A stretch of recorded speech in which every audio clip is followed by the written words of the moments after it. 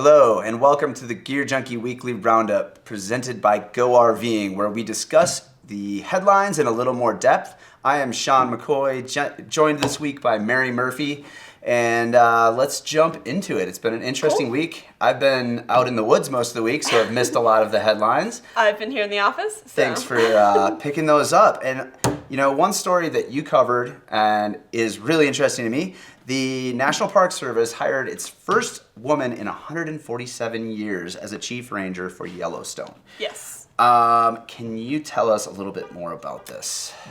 So I think this is really cool news for specifically in the outdoor industry because women have not always been equally represented. And specifically in this niche world of park rangers, it's very male dominated, 147 years of history, and they have never had a female chief ranger.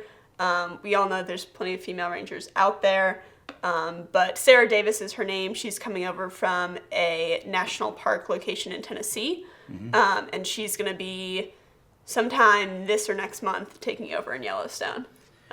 Yeah, and she's not just any ranger either. I mean, you look at her background and it sounds absolutely incredible. She's got 7 years as a chief ranger at Natchez Trace Parkway. I've never been to that one. Graduated from the FBI Academy. Yeah, she's search and rescue, law enforcement background. Like she's she's worked in the National Park Service for 20 years. So it really shouldn't be news that like, oh, she's very qualified and she's the new chief ranger at Yellowstone.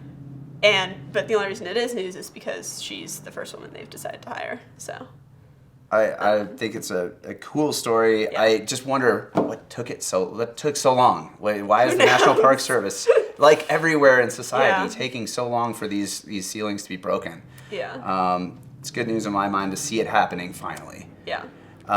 So moving on, we would like to thank GoRVing.com. This episode is presented by Go RVing. Whatever your interests and wherever you want to explore, whomever you want to take along, an RV is the best way to travel. So check out some of the top reasons to go RVing at GoRVing.com.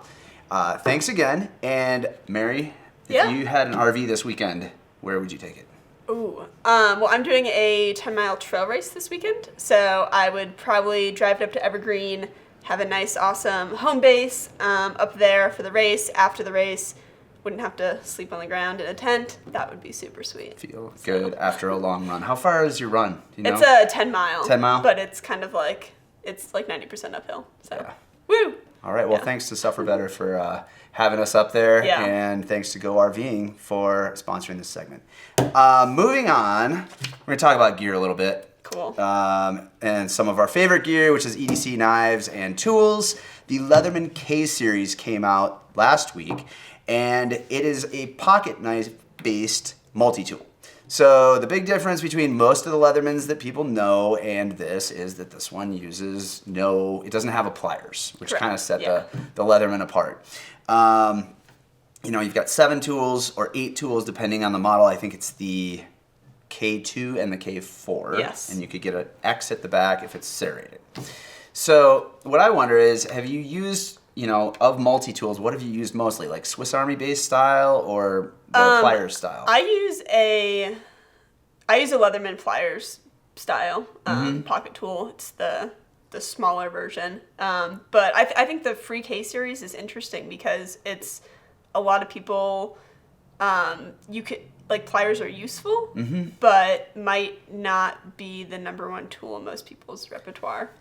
For me, the blade, the spring-loaded scissors, a screwdriver, those are the tools I use more on a daily basis. Yeah, we've been kind of arguing about this around the office, and our great videographer here, Kirk, was saying that he doesn't use the pliers very much, and then it makes sense to not carry that extra weight and have a slightly more EDC-friendly product for people who don't want to carry around a big bulky multi-tool. Right. But I was thinking, well, if I'm using it out in the woods, a lot of the times I like to have something that you can pick up a pot off a fire. You could use it to crank on a wrench if you need to, or like a nut or a bolt. And it provides a different level of utility, but it is a lot heavier. So for the everyday carry market, this article has gotten a lot of attention from our readers, and I think a lot of people are really interested in this product because it's fairly different. It also gives you that one-handed opening. One-hand operable for all 8 tools? Yeah, in the blade? Yeah, in the blade. So. Using magnets to open and close it, and it really we've used it in the office and played with it. It's a really nice piece. It's a fairly basic knife steel, 420 HC. Yeah. But that said, it still is a really good, useful knife, and I think it's going to do well for Leatherman. It'd be interesting to see how this approaches the Swiss Army knife market, if it takes a dent out of that one. Yeah. Victorinox probably better keep their eyes open. So anyways, we're kind of finishing up today. What do you have coming up other than the race? Anything? I am super excited for skiing. Ski season. It's gonna snow this weekend up here in Colorado. I'm hoping it does.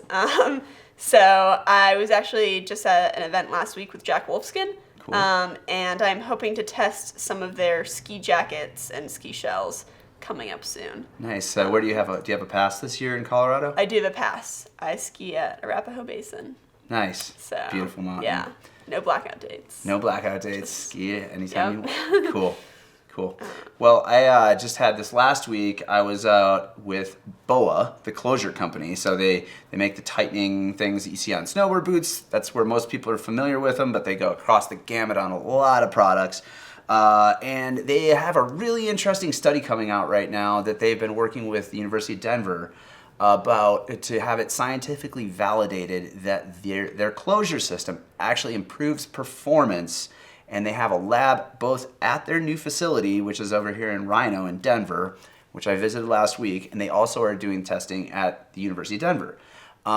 Their claims, in which are currently going through a peer review, is that it will improve performance on like lateral motions, which is this one basically looks at cutting type sports, so like tennis, rugby, that kind of thing where you're quickly changing direction.